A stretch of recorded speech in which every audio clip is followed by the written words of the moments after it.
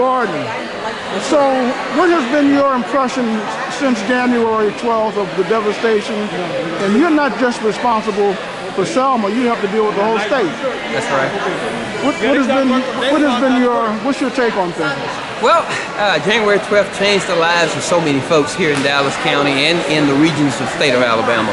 And we will just basically want to be here to help communities rebuild and let communities know that there are opportunities out there. We're going to be working with various agencies to make a difference in their lives and try to rebuild back these communities and restore hope.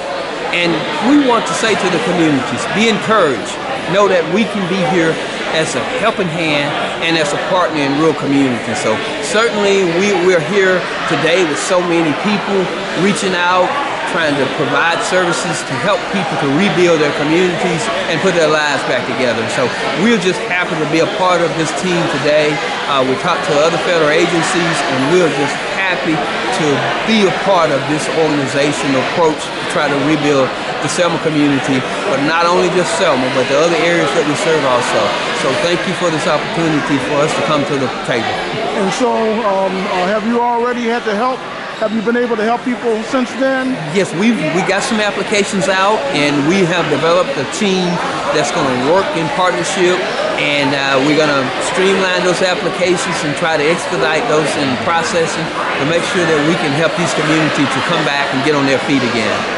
Long term, will you be helping develop any kind of a strategy to help rebuild these communities? We have been involved in several meetings here in the Dallas County area, working with the probate judge, working with the mayor, working with the housing authority, and working with other federal agencies, SBA, the Congresswoman's office, and just making sure that we express the concern of working together, but also to broaden the approach on how we serve people and working together. So that's one of the biggest concerns. And so we have been in several meetings to answer your questions to talk about zoning and how we can help these communities come back and build back better. And lastly, if the population decreases as the result of displacement, will that affect the amount of money that people within the city limits or in the rural areas that are not incorporated will be able to get? At this point, Selma's population allows us to do housing within the city limits.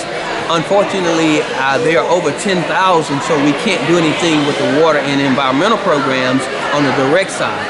But certainly the other programs that we offer, Selma qualifies for those and the entire Dallas County area. So as far as population, one thing I do not want to see is a decline in population because people are displaced, and we want them to want to come back to Selma and rebuild here and keep the economic base going, because that's what's going to make a difference in the lives of people. The tax base needs to stay here.